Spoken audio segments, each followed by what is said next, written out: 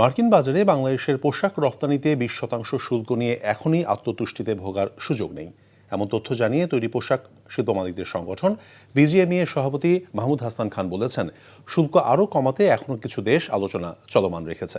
দুপুরে রাজধানীর উত্তরায় বিজিএমইএ কার্যালয়ে আয়োজিত সংবাদ সম্মেলনে তিনি বলেন, ট্রাম্প প্রশাসনের সঙ্গে আলোচনায় থাকা দেশগুলো শুল্ক কমাতে সক্ষম হলে বাংলাদেশ রফতানির প্রতিযোগিতায় পিছিয়ে পড়ার আশঙ্কা রয়েছে।